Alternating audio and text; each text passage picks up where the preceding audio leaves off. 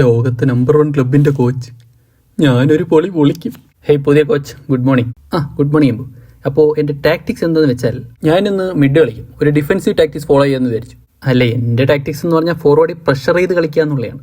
അതിനിവിടെ പ്രസക്തിയില്ല. ഞാൻ ഇന്ന് മിഡ് ഡേ കളിക്കും. Any objection? No your honour.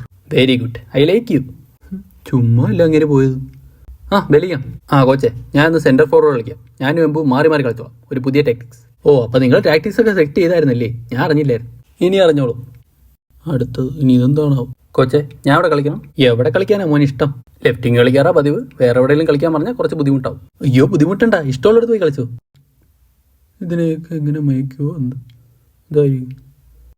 Hello, വേൾഡിലെ number 1 ക്ലബിന്റെ കോച്ച് സ്പീക്കിംഗ്. എന്നാ നമ്പർ 1 ക്ലബിന്റെ എക്സ് കോച്ച് സ്പീക്കിംഗ്. സാവിച്ചായ, അപ്പോൾ എങ്ങനെയുണ്ട് first day as A coach? As A coach കുഴപ്പമൊന്നുമില്ല. പക്ഷെ ഞാൻ അവരെയാണോ കോച്ച് ചെയ്യുന്നത്, അവരെന്നെയാണോ കോച്ച് ചെയ്യുന്നതെന്ന് ഒരു സംശയം. എനിക്കത് തോന്നി തുടങ്ങിയപ്പോഴാണ് ഞാൻ അവിടെ നിന്ന് ഇറങ്ങിയത്. നിനക്ക് നേരത്തെ തോന്നിയില്ലേ? മിടുക്കൻ. കണ്ടിന്യൂ. എത്ര നാളുണ്ടാവുമോ എന്തോ.